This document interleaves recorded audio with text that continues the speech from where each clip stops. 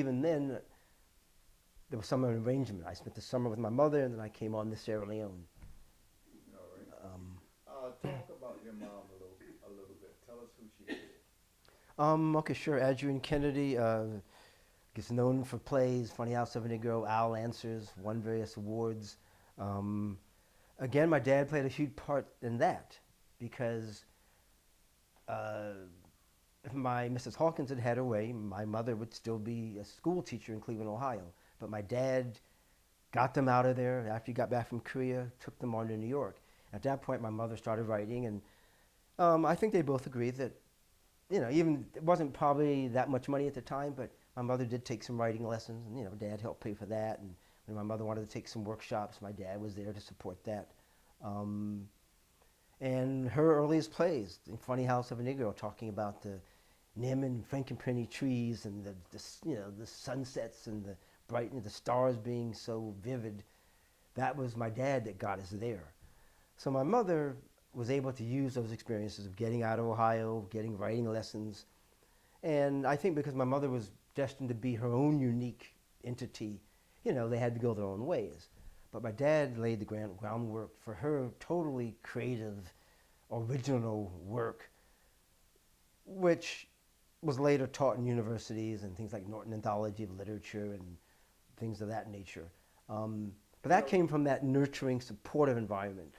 You know. when you say it was later taught in schools, I remember when I was going to Howard University and I was in the fine arts class, and in one of the classes they brought up books that we should read, and one of them was Funny House of a Negro. And I'm looking and it says Adrian Kennedy, and I say to the person next to me, this might be my aunt. And Okay. then I made a call and checked with somebody, and they said, "Yeah, your aunt wrote that, and she's very famous." I didn't Mm-hmm. even know it at the time, and I told the professor, "Yeah, this is my aunt." He didn't want to believe me at first, but later he did. Mm-hmm. So that was quite a profound statement to find out that your aunt is being studied in the class that you're in. Well, like I said, I feel very fortunate that history was sort of overlapping. So I can go to people who led to my plays by my mother and see pictures of my dad and then the Hawkins side and then us getting off the plane, as I said, and then in Color in a Cage there's so there was all this overlapping. So that's where I feel very blessed. But my mother, as I said, I guess she was destined to have totally her own unique voice. And by following her own instincts of not being a school teacher and I guess my dad encouraged her, and then I guess she was fortunate enough to find universities where she was appreciated. But again, my dad had already taught or been at university, so I think a lot of this wouldn't have happened if we hadn't strived so much for the education, understanding the value of it, and sharing, and the deep cultural, significance of what we had done. And again, I didn't know how important this was. Mm. And to this day, my mother says, you got to keep reminding people that you went to all these countries and, as a child. And I think it shines through in what I do. I'm not wearing a badge going, I went to 26 countries and I really should be the ambassador to the UN or something. I feel blessed that it was more of a community thing. That's why I work with youth and dancers and poets. And a lot of them don't find this stuff out until later.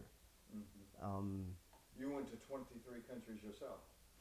yes, because when I was 6 and 7, we were in Ghana, in Liberia, and then then when I was in England and France, and that got it toward 10. Then with my dad, we went on to East Africa and things like that. When we left Sierra Leone, that's when we went to Tanzania and Kenya and Ethiopia and a little bit more of Europe. Then later I went to Mexico and Venezuela and Costa Rica.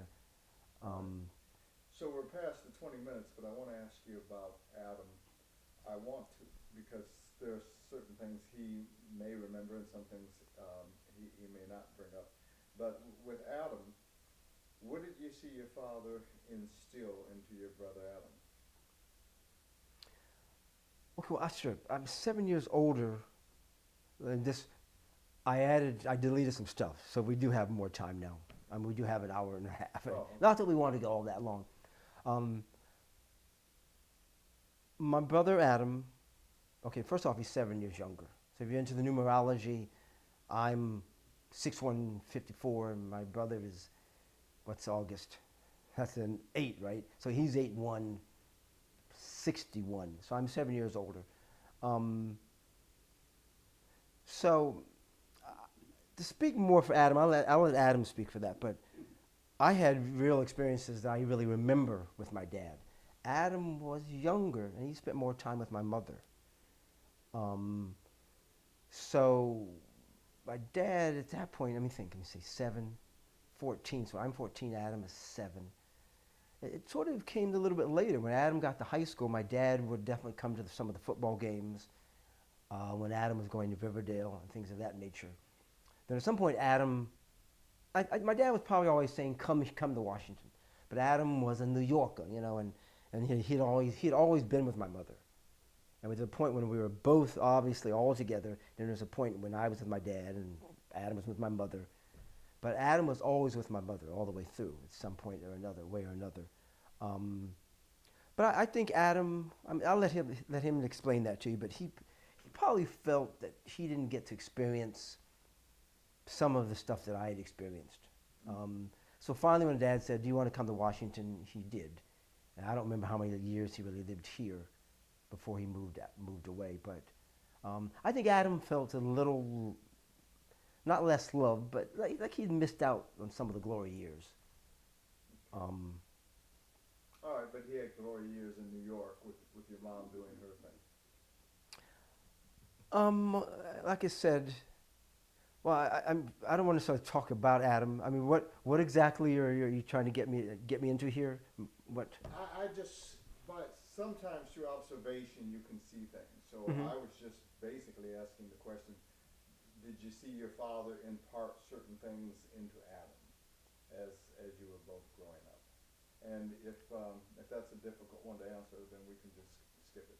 Okay. Well, no, I would say sure. I mean, I went to Antioch College, but I went more probably because I was doing radio and dance and uh, TV or whatever. But Adam, he was always thinking. He was probably more like my dad in a sense, thinking about international development and communications and wanting to travel. And Adam would always talk about running different businesses and he would always say, well, my mother's independent, my dad's independent, and I'm going to be independent.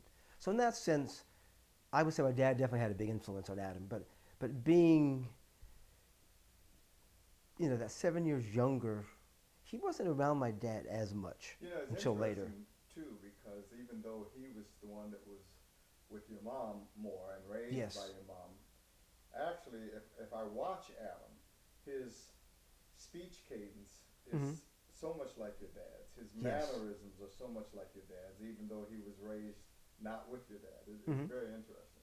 Well, no, there's probably no. I'm definitely more like my mother in terms of energy and temperament, and Adam is definitely more like my dad. But of course, I'm saying what's so amazing is that it all overlaps. There's not like a. Um, but I would say that's right. Dad was always encouraging. When I came to Antioch College, he said, "Oh, that's a good college." Um, when I said to one time, Dad, I think I need to sell some records. He said, "Look, you tell stories. You're creative. Don't worry about just trying to sell records." So because I knew you were out there in L.A. and my mother knew Ashford and Simpson and Lieber and Stoller who'd written Yakety Yak and Kansas City, Ain't No Mountain High Enough. So, um, but I was always encouraged to keep doing my thing. And then my dad came to I had a performance at the Washington Ethical Society, fall of 1976. And my dad was there, my mother came, and then when I performed, as I started to perform more, and there would be 10 people or 20 people or 15 in a very, All Souls Church. My dad was always there. It's nice that you have someone in your corner to encourage you and help support the dream. That's very, very important. And then when I started, like I said, in those years when I was the coach, walking each up the hill to the bus stop and throwing ball down at the field, I started an Arlington cable TV show. It came on 10 o'clock every Sunday night. It was only new once a month, but it came on every Sunday night. And Dad would watch it. And then when I moved over to 7th Street, the phone would always ring, 10:30 and 30 seconds, saying, good show, or did you think of this, or, is it all really a nature show now, or I like that song, or You know, what was that other clip about? He was always just trying to, I guess, keep me percolating. And so he would never call in and say, well, that was a nice show, good work.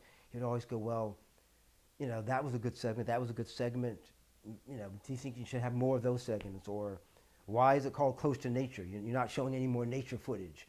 You know, so again, it was always that interchange, that communication. Maybe it goes back to the roundtable discussion. Okay. So the way we did with Uncle James's chapter, I had people look right into the camera and thank him for whatever was on their heart. I'm gonna have you look into the camera like you're talking to your father, and just say thank you for whatever percolates up. Dad, thank you very much. From all the early years to when we were getting on SS United States, and my dad was already trusting. He gave me the tickets, and we got to the boat, and the tickets weren't there. I dropped the tickets somewhere along the road, but we went back and we picked up the tickets. So thanks for having humor in those types of moments, because without those tickets, maybe we'd still be wandering around London or something. So thanks for all the years, the encouragement,